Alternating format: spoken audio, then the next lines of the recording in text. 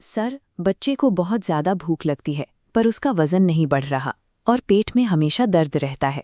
भारत के कई घरों में माता पिता इसी उलझन से जूझ रहे हैं, जहां बच्चा खूब खाता है लेकिन उसका शरीर बढ़ना बंद कर देता है। रात में गहरी नींद के दौरान बच्चे का जोर जोर से दांत किटकिटाना इस स्थिति का एक शुरुआती संकेत हो सकता है। इसके अलावा नाक या पॉटी के रास्ते में होने वाली लगातार खुजली बच्चे की बेचैनी का असली कारण होती है। ध्यान से देखने पर बच्चे के चेहरे पर हल्के सफ़ेद दाग भी नजर आने लगते हैं। ये तमाम अलग अलग दिखने वाले लक्षण असल में वॉर्म इन्फेक्शन यानी पेट के कीड़ों की मौजूदगी का इशारा है।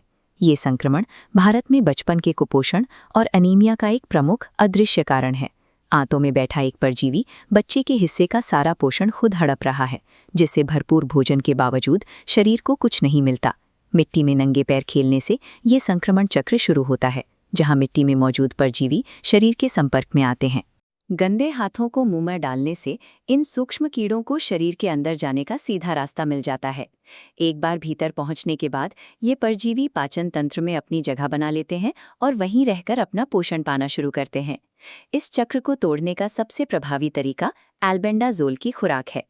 2 साल से बड़े बच्चों के लिए 400 मिलीग्राम की एक गोली या 10 मिलीलीटर सिरप की एक खुराक आंतों में मौजूद वयस्क कीड़ों को तुरंत मार देती है।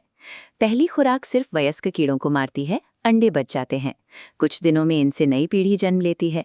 चक्र रोकने के लिए 14 दिन का नियम जरूरी है।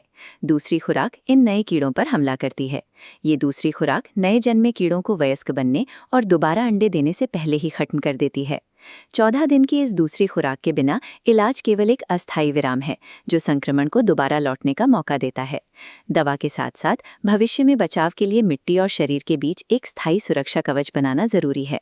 घर से बाहर कदम रखते ही बच्चों का हमेशा जूते या चप्पल पहनना संक्रमण रोकने का सबसे सरल नियम है।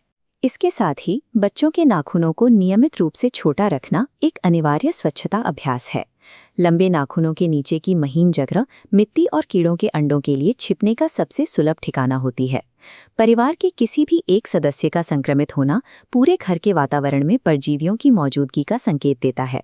दोबारा संक्रमण की संभावना को जड़ से खत्म करने के लिए सामूहिक डीवर्मिंग सबसे ठोस रणनीति है।